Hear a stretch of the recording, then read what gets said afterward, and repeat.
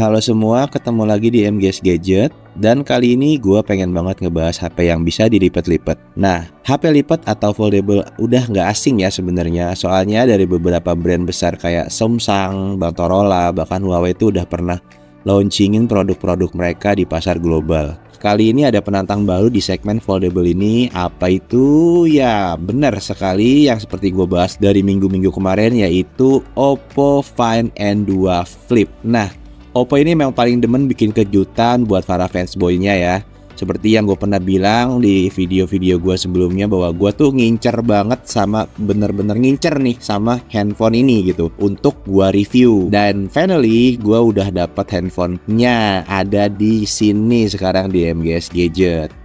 Tanpa basa-basi lagi, kita mungkin langsung aja bahas sedikit, spill sedikit tentang Oppo Find N2 Flip ini. Nah, Oppo Find N2 Flip ini diluncurin dan merupakan ponsel lipat pertama Oppo yang ada di Indonesia. Sekaligus merupakan smartphone flagship pertama yang diproduksi di pabrik Oppo dalam negeri ya. Kalau nggak salah pabriknya tuh di Batam sana, di Sat Nusa Persada kalau nggak salah. For your info aja nih, Oppo Find N2 Flip itu resmi luncur di Indonesia. Harganya sama 11-12 sama Z Flip 4 waktu pertama-tama awal muncul, yaitu kurang di kisaran 14.999.000, 15 juta kurang 1.000 perak. Nah, di angka tersebut kita sebagai konsumen diklaim dapat keuntungan ekstra berupa Oppo Premium Service, termasuk layanan Oppo Care Plus selama 1 tahun dengan asuransi kerusakan atau asuransi penggantian unit baru selama 1 tahun cuy. Gila banget ya. Jadi kalau handphone lu jatuh nggak sengaja, atau ya kalinya kalau jatuh dan pecah LCD nggak bisa di cover deh sama itu ya kan. Lanjut lagi, Chief Marketing Officer Oppo Indonesia Mr. Patrick Owen, ya mungkin gua nggak kenal dia tapi dia pasti juga nggak kenal gua ya kan, mengatakan Oppo Find N2 Flip itu memiliki berbagai macam keunggulan seperti teknologi engsel ya udah baru, dan engselnya tuh memang beda kalau gue lihat sama si Samsung Z Flip 3 ya, dan layar depannya tuh udah lebih luas jauh banget sama si Samsung Z Flip 3, Z Flip 4. Jadi dia nggak pelit sama layar depan kayak Samsung. Nah, dan daya tahan baterainya pun mumpuni banget, udah lumayan banget. Dia tuh dibekali dengan 4.300 mAh ya. Dibandingin rivalnya itu si Z Flip 3 itu cuma dibekali 3.300. Jadi beda 1.000 mAh, dan itu pasti mempengaruhi pemakaian lu dari SOT-nya sama buat lu ke rutinitas harian lu sehari-hari itu pasti bakal lebih awet dan pasti bisa lebih diandalin di Oppo Find N2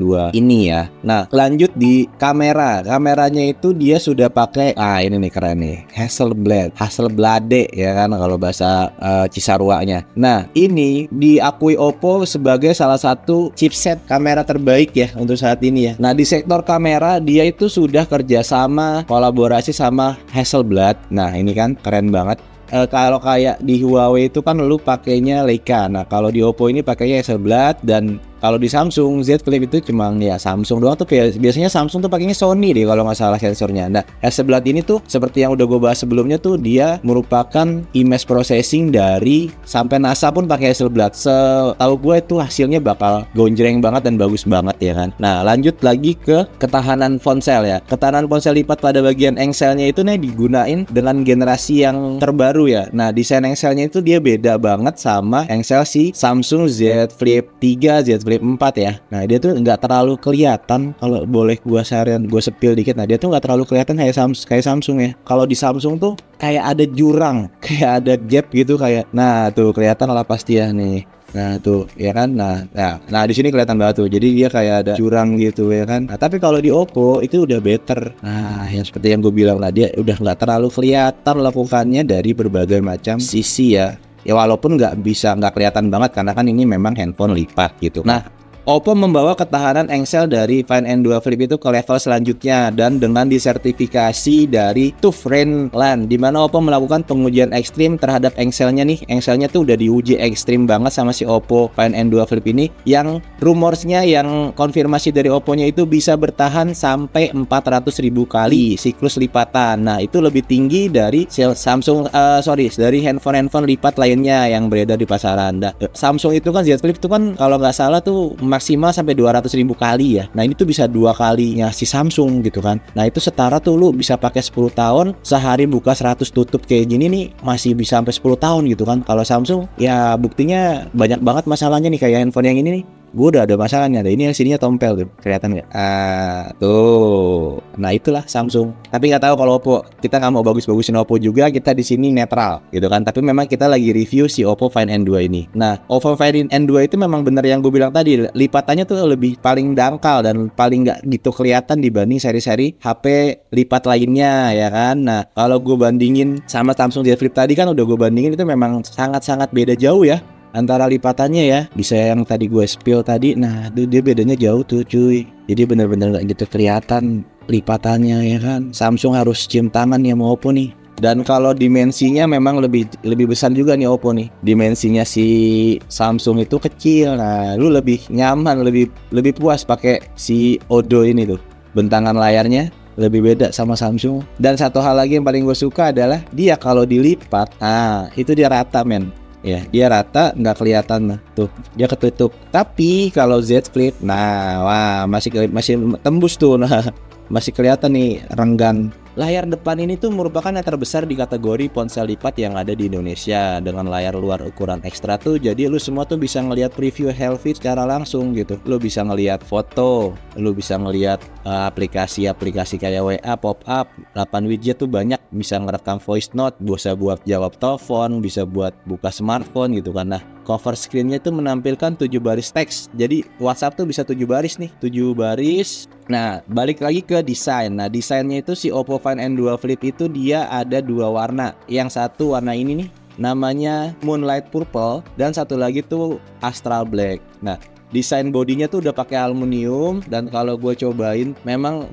gampang sih ninggalin sidik-sidik jari di tangan gitu ya. Dan kalau dari genggaman feelingnya itu lebih enak banget kalau diraba gitu, lebih nyaman dibanding lu pakai Z Fold 3 ya. Entah kenapa gitu, kayaknya lebih presisi, lebih rigid si Oppo Find N2 ini. Nah, terus dia kameranya tuh kamera utamanya udah 50 megapiksel, udah pakai sensor Sony dengan ditune sama Hasselblad ya kan. Nah, ultra wide itu dia di 8 megapiksel dan kamera depannya 32 megapiksel. Sama pakai Sony. Ini kamera depannya ya. Dia nggak terlalu, dia udah pakai model dot ya. Nah, yang gua perlu garis bawahi lagi itu walaupun bodinya ramping ini tuh bisa jadi ponsel baterai yang terbesar di pasaran. Nah, selain itu berkat dukungan pengisian dayanya, dia sudah Super VOOC 67 watt dan bisa terisi dari 0 sampai 62% tuh di 30 menit aja. Jadi kurang lebih sampai 100%-nya tuh 1 jaman lebih lah ya. Nah, lu nggak bakal kerepotan lagi kalau buat bawa nih handphone untuk lu pergi jauh-jauh karena ngecasnya udah cepet banget, walaupun si Oppo ini udah ada sampai 120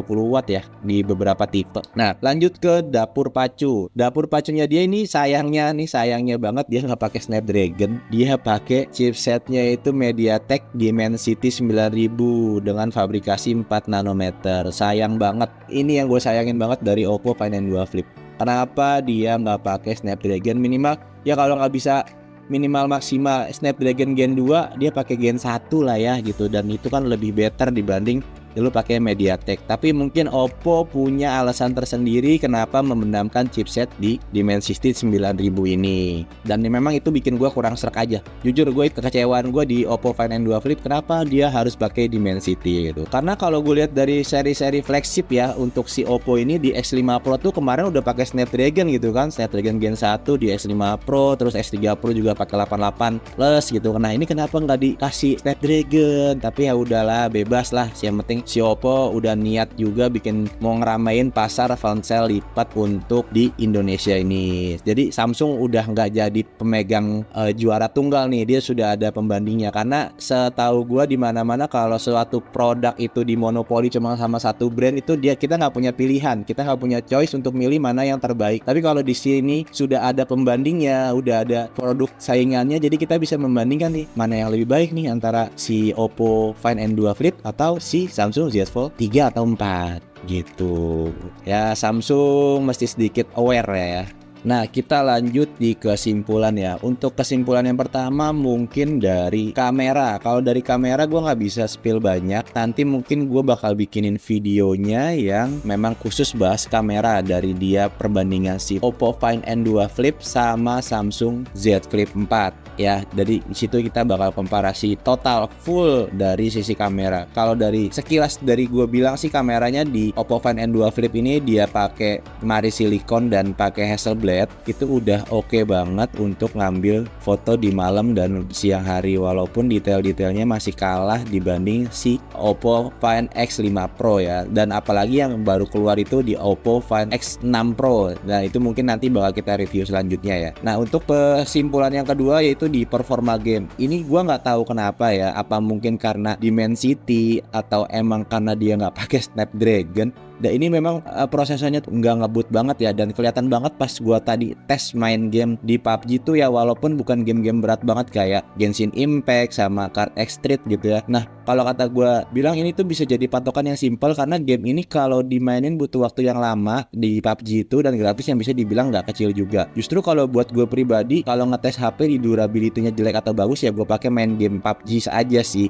Di HP ini kelihatan banget kalau gua tadi main itu belepotan, dari mulai layarnya nggak bisa ngikutin jiggle-jiggle gua, terus di match-match pertengahan tuh sama panasnya tuh tembus sampai 45 derajat, dan layarnya memang bener-bener nggak mau nurut sama jempol gue ya, jadi dia layarnya tuh ngelawan ya. Ini sih HP jelas-jelas gue bilang diciptain bukan buat gaming, jadi bisa gue maafin lah ya. Tapi untuk performanya buat gaming bisa gua katakan bener-bener mengecewakan. Tapi kalau lu cuma buat main game-game kayak apa slash Ninja Fruit gitu, kalau POW ya di HP ini sih udah ya diketawain juga sih sama handphone gitu ya. Perlu dulu garis bawahi itu, yang penting baterainya itu tuh boros banget cuy kalau buat main game di sini nih, di handphone ini. Walaupun dia 4300 tapi baterainya tuh lumayan boros ya.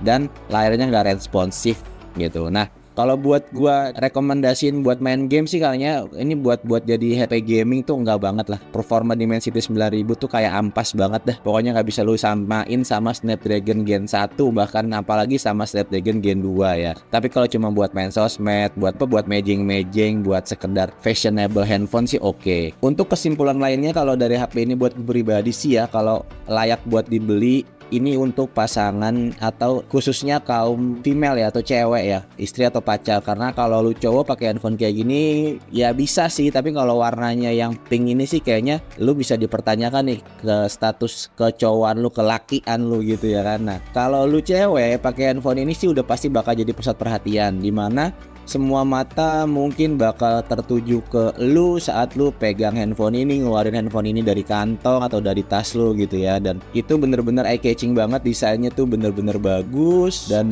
bener, aduh pokoknya kesannya mewahnya tuh dapet banget gitu ya. Nah, terus balik lagi ke chipset nih, perlu gue tekenin sekali lagi ya, gue rasa cukup lah, walaupun kurang menurut gue karena dia pakai Dimensity yang 9000.